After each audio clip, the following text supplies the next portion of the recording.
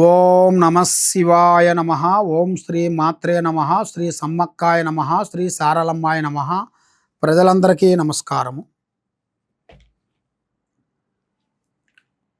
మరి మనం ఎన్నో దేవుళ్ళు గుళ్ళకి ఎన్నో పూజలు, ఎన్నో పునస్కారాలు, మరి ఎన్నో కులదేవతలు, ఎన్నెన్నో మొక్కులు మొక్కుతుంటాం. కాబట్టి మనం మొక్కిన మొక్కులు తీర్చుకోకుండా ఉంటే మనకి ఏం జరుగుతుంది అనేది చాలామందికి చాలా సందేహాలు ఉన్నాయి. కాబట్టి కొన్ని కార్యక్రమాల వలన, కొన్ని ఆపదల్లో మనం ఎప్పుడు మొక్కుతాం? మనం దేవుణ్ణి మంచిగా ఉన్నప్పుడు మొక్కం కదా. ఏదన్నా కష్టం వచ్చినప్పుడు, ఏదన్నా ఇబ్బంది వచ్చినప్పుడు, ఏదన్నా సంతానంలో సమస్యలు వచ్చినప్పుడు, మరి ఇంట్లో డబ్బు లేనప్పుడు, మరి ఇంట్లో ఆరోగ్యాలు బాగోలేనప్పుడు, ఇంట్లో కొన్ని యాక్సిడెంట్ సమస్యలు వచ్చినప్పుడు, అలాంటి టయాలలో అకస్మాత్తుగా కొన్ని సమస్యలు మనకి ఎదురైనప్పుడు మనం మొక్కులు మొక్కుతాం. ఆ మొక్కులు మొక్కింది కొన్ని విధానాలుగా మనం మతిమరిచిపోతాం. ఎందుకంటే కొన్ని పనుల వల్ల పొద్దున్న లేసి వ్యాపార ఉద్యోగాల బిజినెస్ గురించి మనం బతకాలంటే కష్టపడాలి కదా.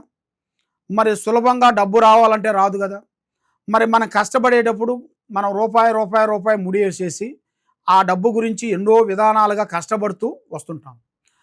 మరి వచ్చినప్పుడు ఇలాంటి మొక్కులు కొన్ని అనుకోకుండా అకస్మాత్తుగా ఏదో ఒక గుడికి వెళ్తాం. వెళ్ళినప్పుడు మన స్నేహితులతోనో, మన బంధువులతోనో ఒక కార్యక్రమం గురించి మనం అక్కడికి వెళ్ళాల్సి వస్తుంది. అక్కడికి వెళ్ళినప్పుడు వాళ్ళు పూజా కార్యక్రమం చేసినప్పుడు మనం ఏం చేస్తామంటే, అమ్మా మాకు కూడా మంచి జరిగితే తప్పకుండా మీ దగ్గరికి వస్తాము. మేము మా శక్తినంత వరకు కొన్ని కోళ్ళు కోస్తాము, కొన్ని ఏటపోతులు కోస్తాము, మీకు ఇంత బంగారాన్ని మేము అందజేస్తాము అనేది ఎన్నెన్నో మొక్కులు మొక్కుతారు. ఆ విధంగా మనం మొక్కినప్పుడు ఆ దేవస్థానం నుంచి బయటకు వచ్చేసిన తర్వాత మన కార్యక్రమాలు మనం చేసుకుంటూ కొన్ని కార్యక్రమాల వల్ల, కొన్ని ఇబ్బందుల వల్ల, కొన్ని ఆర్థిక ఇబ్బందులతో బాధపడుతూ మనం అప్పులు తెచ్చుకొని అక్కడ ఇక్కడ పెట్టుకొని ఎగసాయంలో ముందుకు రాక, బిజినెస్లో ముందుకు రాక, రియల్ ఎస్టేట్లో, రాజకీయంలో కూడా అన్ని విధానాలుగా పోరాటం చేసి ఏ విధంగా పోరాటం చేసినా కూడా ముందుకు రాకోకుండా కొన్ని సమస్యలతో అలిసిపోయి ఉంటాం. మరి అలాంటప్పుడు మనకి గుర్తు లేనప్పుడు మనం ఏమి చేయలేము. ఏదైనా పెద్దవాళ్ళు చెప్పింది ఏంటంటే, తొక్కితే రాయి మొక్కితే దేవుడు. మనం మనస్ఫూర్తిగా భగవంతుని నమ్మితేనే ఆ భగవంతుడు మనకు సాకారం చేస్తాడు, మన కుటుంబాన్ని ముందుకు చేస్తాడు. మరి అలాగా మనకి గుర్తులేని అనేది మనం గుర్తు పెట్టుకోలేము. మనకి ఒకవేళ గుర్తు వచ్చిందిరా అంటే తప్పకుండా ఆ కార్యక్రమానికి తప్పకుండా వెళ్ళాలి. ఆ పూజా కార్యక్రమానికి వెళ్ళి మీరు ఎంతో చేస్తాననేది అంత కాకోకుండా సరే కొంచెమైనా అమ్మవారు మిమ్మల్ని అడిగేది ఏమడుగుతుంది? మాకు మరింత పెట్టమని కాదు కదా. ఒక కొబ్బరికాయ, ఒక పసుపు కుంకుమ, ఊదుబత్తీలు, తర్వాత ఆర్తకర్పూరం, ఇవే అమ్మవారు మిమ్మల్ని కోరేది. అది ఎందువల్ల కోరుతుందంటే, మీలో ఉండాల్సిన అహంకారం, మనసులో ఉండాల్సిన ఒక అహంకారం పోవాలంటే మనం అది ఏ విధంగా మనం పోగొట్టుకుంటాము? కొబ్బరికాయతో మనం పోగొట్టుకుంటాము. ఆ కొబ్బరికాయని మనం మనస్ఫూర్తిగా అమ్మవారిని దండం పెట్టుకొని, నాలో ఉండాల్సిన చెడు పోవాలి, నాలో ఉండాల్సిన దరిద్రం పోవాలని మనం కొబ్బరికాయ కొడుతుంటాం. అప్పుడు మనలో ఉండాల్సిన అహంకారం అనేది పోతుంది కదా. మరి దీపారాజన, స్వామికి అమ్మవారికి దీపారాజన చూపిస్తాము. ఎందువల్ల? దిష్టి ముందు అమ్మవారికి దిష్టి లేకోకుండా, మనకి దిష్టి తగలకోకుండా ఉండటానికే ఆర్తకర్పూరాన్ని. మరి పసుపు కుంకుమ అంటే మనకి భగవంతుడు మన సృష్టిలో నుంచి వచ్చింది మనకి పసుపు కుంకుమే కదా. అమ్మవారు ముత్తైదులు ఎవరు? అమ్మవారు దుర్గాదేవతలు. అందువల్ల ఓంకార రూపంలో నుంచే వచ్చిందే మనకి ఈ కలియుగము మొత్తం బయటకు వచ్చేసిందే ఓంకార రూపంలో నుంచే మనం బయట వచ్చేసినాం. మనం ఒక రూపంలో నుంచి ఒక రూపం, కోతి రూపంలో నుంచి మానవ రూపంలో నుంచి ఇలాగ మనం చూసుకుంటూ ఇంతవరకు వచ్చేసాం. కాబట్టి మానవుడు తలుచుకుంటే కొన్ని పనులు కూడా భగవంతుడు కొన్ని సృష్టించని పనులు కూడా కొన్ని చేస్తున్నారు. ఎందువల్లని? అది ఎవరిచ్చారు మనకి పవరు? దేవుడిచ్చిన పవరే కదా. ఆ దేవుడిచ్చిన పవర్తోనే మనం కొన్ని సృష్టిస్తున్నాం. కొన్ని వాహనాలు కానీ, కొన్ని వివాహనాలు కానీ, కొన్ని బండ్లు కానీ, కొన్ని సెల్ ఫోన్లు కానీ, ఎన్నెన్నో విధానాలు మనం కనిపెడుతున్నాం. అది దేని వలన?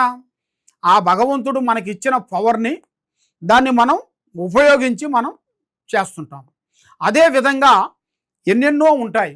కాబట్టి మనం చేసే పనుల్ని మనం ఇలాగా కొన్ని మతిమరుపు వల్ల మనం చేయలేని పరిస్థితిలో ఉంటే దాంట్లో ఏం ఇబ్బంది పడాల్సిన పనేం లేదు.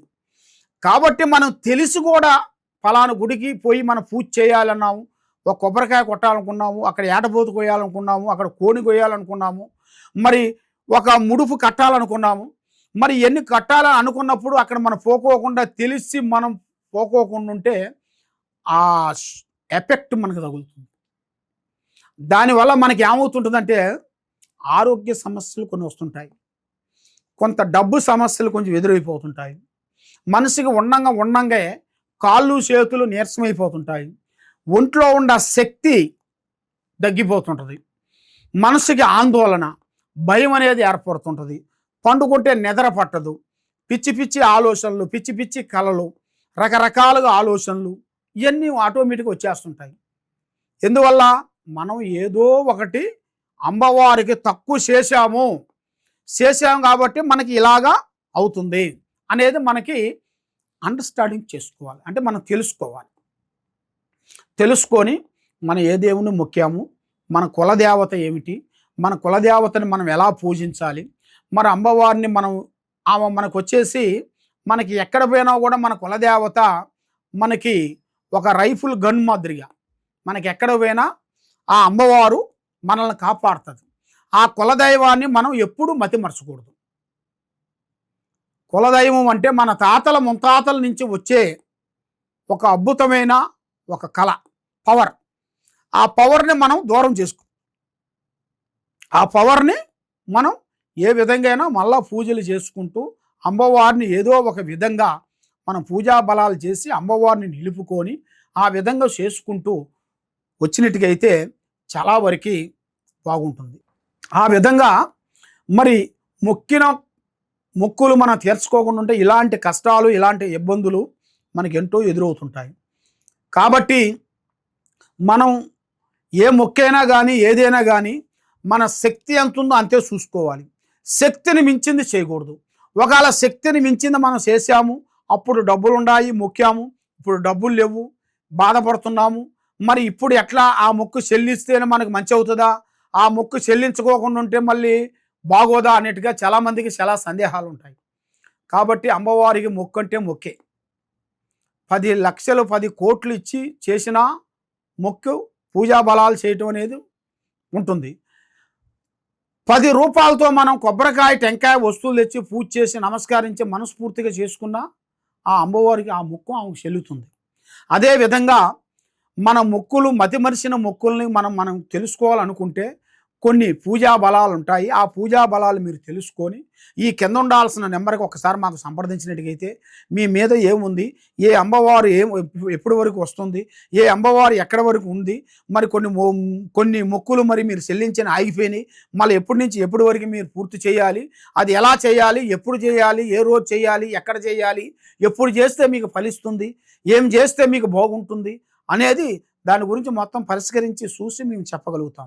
ఈ కింద ఉండాల్సిన నెంబర్కి సంప్రదించండి. మీకు ఎలాంటి దోషాలు ఉన్నా, ఎలాంటి ఇబ్బందులు కలిగినా ఓం నమఃశివాయ నమః.